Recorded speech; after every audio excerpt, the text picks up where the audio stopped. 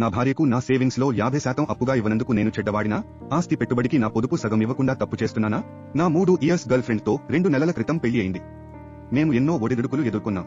వ్యక్తిత్వ వ్యత్యాసాల వల్ల చాలా గొడవలు అయ్యాయి. నా కుటుంబం ఒప్పుకోకపోవడం, గతంలో జరిగిన గొడవలు ఇంకా మాపై ప్రభావం చూపుతున్నాయి. ఇద్దరికీ తీవ్ర ఒత్తిడికి గురి అయ్యాము. ఇద్దరం దాదాపు ఒకే స్థాయిలో సంపాదిస్తున్నాం. సమస్యలు అధిగమించడానికే థెరపీ కూడా తీసుకుంటున్నా.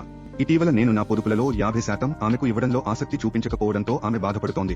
ఆమె పేరుతో ప్రాపర్టీలో పెట్టుబడి పెట్టాలని భావిస్తోంది. ఇది నాకు తనపై నమ్మకం లేనట్లుగా ఉందని, నమ్మకం లేకుంటే తాను నాతో ఉండలేను అని అంటుంది. పరిస్థితిని బట్టి చూస్తే ఆమె డబ్బులో చాలా పొదుపు ఉండే వ్యక్తి. ప్రారంభంలో నా ఖర్చుల మీద నియంత్రణ కావాలి అని చాలా వారాలు గొడవలు జరిగాయి. దీనివల్ల మధ్యలో అభిప్రాయ భేదాలు ఇంకా పెరిగాయి. మా పెళ్లికి సుమారు ₹1 కోటి వ్యయం. నేను ఎక్కువ భాగం 65% ఖర్చు పెట్టాను. ఆమె 35%. ఇంటి రెంట్, కిరాణా సామాను, బయటకు వెళ్తే అక్కడ నేనే ఖర్చు పెడతాను. ఆమె కాస్మెటిక్స్ మరియు ఇతర గృహ అవసరాల ఖర్చులు చూస్తుంది. విహారయాత్రలు ఉంటే ఆమె ముందుగా తను ఎంత ఖర్చు చేయగలదో చెబుతుంది.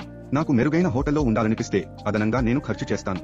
నిజం చెప్పాలంటే గత కొద్ది నెలలుగా సంబంధం బాగుండి ఉంటే నాకు తక్కువ సందేహం ఉండేది. ఇలాంటి విషయాల్లో సరైన గిరాకీ లేకుండా డబ్బు ఇవ్వడంపై నాకు భయం ఉంది. దీనివల్ల భవిష్యత్తులో జరిగే ప్రమాదాల గురించి భయంగా ఉంది. భావోద్వేగంగా కూడా చాలా భారంగా ఉంటుంది. ఆమె లోన్ తీసుకోకపోవడానికి కారణం 13% వడ్డీ ఉన్నందునదే కాని 12 నెలల వ్యవధిలో ఇది పెద్దగా ఇబ్బంది ఇవ్వదని నాకు అనిపిస్తోంది. మీరు చెప్పండి, ఇలాంటి పరిస్థితిలో ఎలా ముందుకు వెళ్ళాలి? లైక్, షేర్, సబ్స్క్రైబ్ చేయండి మరిన్ని కథల కోసం.